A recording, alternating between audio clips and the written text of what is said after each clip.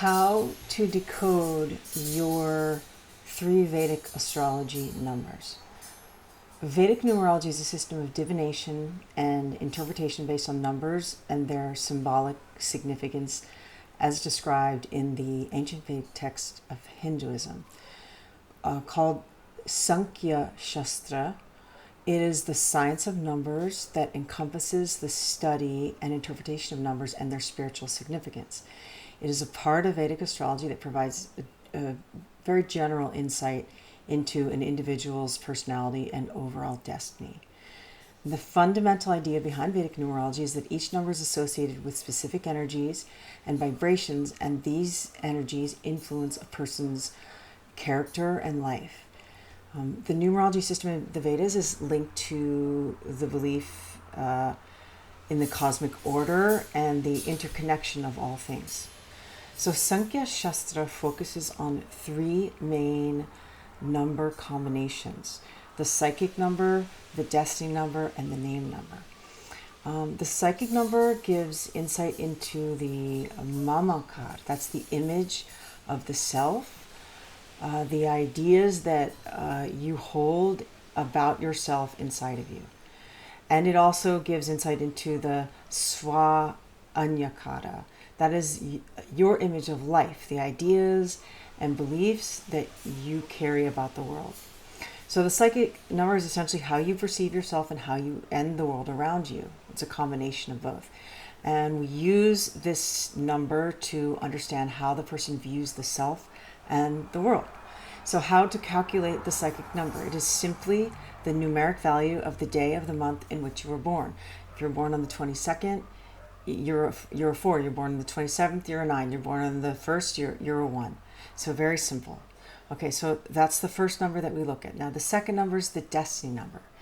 And that is related to the tattva, or the principle of the anyakara, or the concept of the anyakara. It is others' image of you, how others perceive you. And it represents the way the world perceives you, and also what is the default destiny in this lifetime, like the blueprint of this lifetime. So this includes the sanchita karmas, that's the collection of the past karmas of many, many lifetimes, and the prarabdha karmas, which are the karmas that are selected to be experienced in this lifetime through the present body. Okay, so we use this to understand the destiny of the person for this lifetime. So how to calculate the destiny number? It is the sum total of our entire date of birth, including the day, the month, and the year. Okay, for example, if you're born on January 1st, the year 2000. You're born January 1st, the year 2000. It's a 1 for January, 1 for the first day, and 2 for 2000. All right, 2 plus 0 plus 0, 0 is 2. So it's 1 plus 1 plus 2, which is a 4. So if you were born on the January 1st, 2000, your destiny number would be a 4. Okay, that's the single digit number that results. Now, Western methods, I believe, call this the name number, and I don't really know that much about the Western methods of numerology, but in Vedic numerology, we call this number the destiny number. Now, the third number is the name number, and we use the name number to understand more deeply the jivas, that the embodied souls, the person's connection to the current material reality. This is a number that can live on after you have left this world, just as your name can live on after you've left this world. Okay, so how to calculate the name number? So the name number in Sankhya Shastra was originally diagrammed utilizing the Devanagari script, Sanskrit. But today, for this purpose, this method has been adapted to the sounds in the Latin alphabet. So this can apply to any Latin-based languages: English, French, Spanish, Portuguese, Italian, I believe Romanian, and a few other languages. Okay, so you could use it if you speak any of those languages. You could use the mapping that I'm about to tell you. Okay, so it's just a simplification of the more complex and variegated Sanskrit language. Okay, so each letter in the full name of the person, or your name, first, middle, last, it doesn't matter how many names, Each letter is associated with a particular number, okay? And each letter corresponds to a number. So each letter is mapped to a specific number, and the sum total of the numbers for each letter in each name is calculated, okay? So those are, and I'll just quickly go over this. A, I, J, Q, and Y are mapped, correspond to the number 1. B, C, K, and R correspond to the number 2. G, L, S correspond to the number 3. D, M, T correspond to the number 4. N and E correspond to the number 5. U, V, W, and X correspond to the number 6. O and Z correspond to the number 7. And F, H, and P correspond to the number 8. And there are no letters corresponding to the number 9.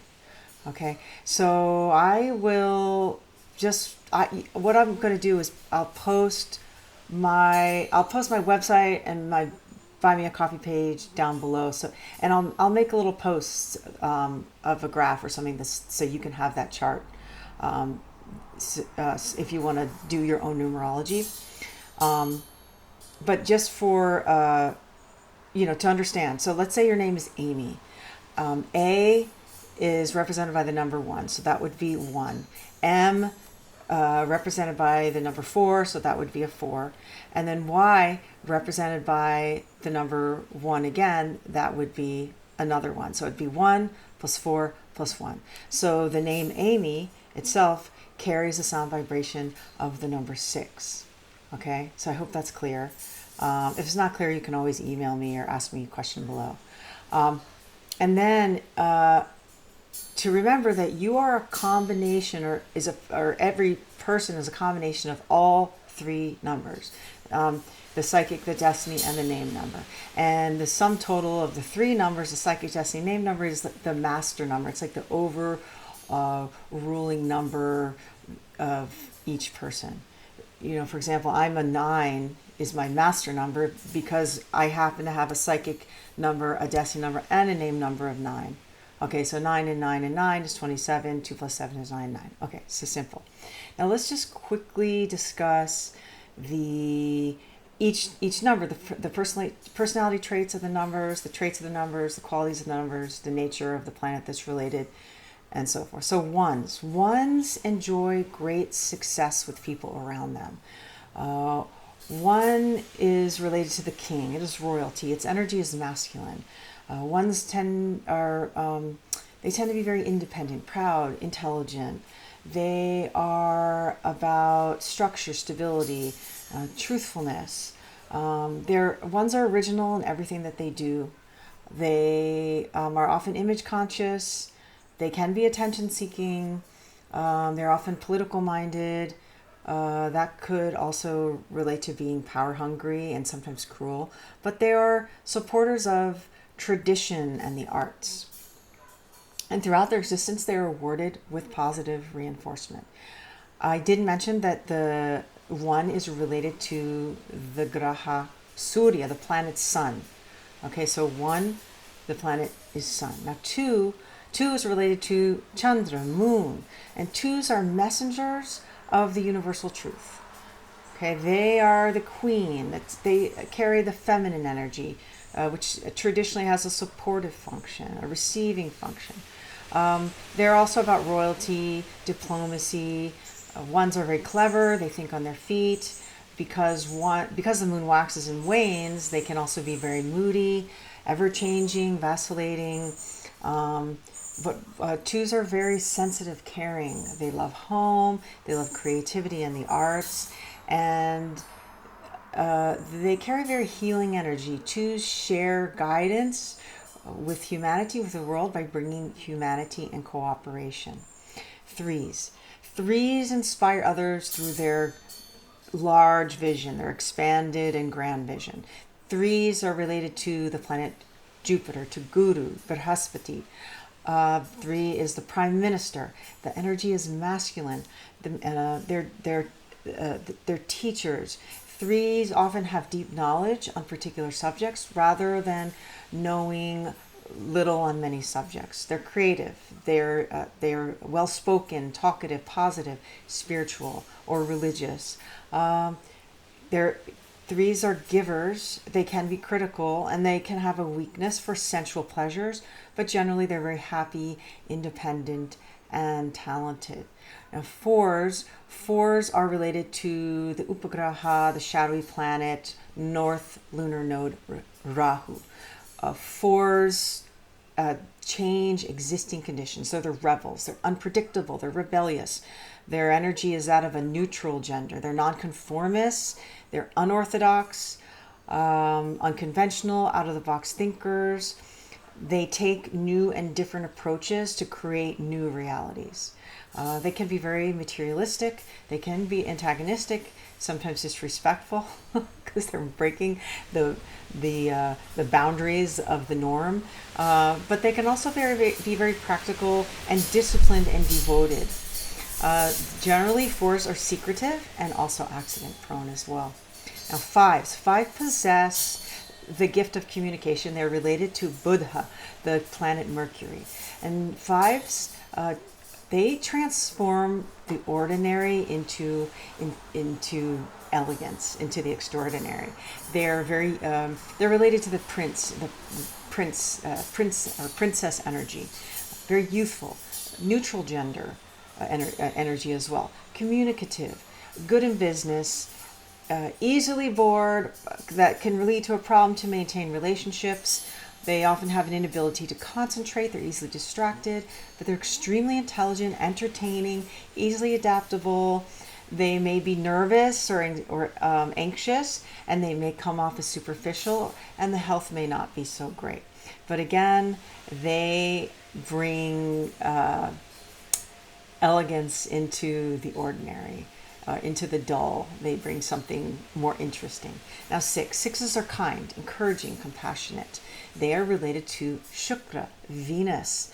Venus is, the six is a divine feminine expression. It's about beauty, abundance, luxury, love, the sensual pleasures of life. They enjoy the sensual pleasures of life, and they have a gift for creating comforting environments. But they do lack discipline. They may have poor health, and often they have a hard time saying no to people, and that can equal problems in relationships because they're pleasing and they're very sensual and romantic, and they tend to move very slowly and gracefully. So that's six. Now, sevens are philosophical. Sevens are related to the counterpart of Rahu. They're the other half and the other upagraha, Ketu. Ketu is the south lunar node, and Ketu in the number seven, sevens tend to be very spiritual. They can be directionless. Their energy is also neutral gender, as I said, philosophical. They're introspective, creative. They contribute to the world and humanity through their wisdom. Okay, they can have a doubting nature, a suspicious nature, but they're extremely intuitive and obsessive. They're always asking the question why. They're drawn to the mystical sciences. They're inventive. They're detached, and monasticism can be a theme in their life. And eights impart changes in the world. They're related to Shani Dev, Saturn. Saturn is about the masses, justice seeking justice for all, equality for all. They are ambitious. They can enjoy great wealth, and they're also could also be a servant to humanity. The energy is also that of neutral gender. They may be materially unfortunate, yet spiritually fortunate, or they can be completely wealthy. So it could go either way because Shani Dev, Saturn is a king maker. Okay, and so this can be related to eight is a number that is related to wealth. Okay, but wealth is not only money, remember. Now, they are also drawn to the sacred and the secret sciences, mysticism, the occult sciences, and things like that. They tend to be a very good judge of people. They're very wise. They may have the glass half empty outlook in life, though. Okay, they're okay with doing monotonous jobs, and they're very slow and deliberate. They do things slowly and deliberately. Now nines are related to Mangala, Mars. Nines are hard workers. This is a very auspicious number. Mars is the commander in chief, so they carry that energy, that kind of commanding energy. It's related to an auspicious number related to the divine masculine, the warrior. They're idealistic. They're no nonsense. Direct in the speech, strong, active, energetic. They generally like sports, physicality. And the thing about nines is they live their spirituality instead of just talking about it. Okay, and they are related to a completion of cycles. They possess the power to finish what they start. And Mars have no problems. I mean, Mars, nine and Mars, the Mars energy, has no problem saying no to others. And lastly, they love without qualifications. So that's it. That's a basic understanding of the three numbers in Vedic astrology: the psychic number, the destiny number, the name number, how to calculate them. If you have any questions, you can let me know. I will post that little chart that I had discussed earlier, the mapping of the sound vibration to the number. I'll post that at my Buy Me a Coffee page. I'll post that below so you know how to get there, or to my website. And if you got all the way through this video, I would love to give you a free membership to my monthly star message reports. And if you want that, head over to my Buy Me a Coffee page or my website, kalashala.vedicastrology.com. And that's it. Namaskaram and aloha.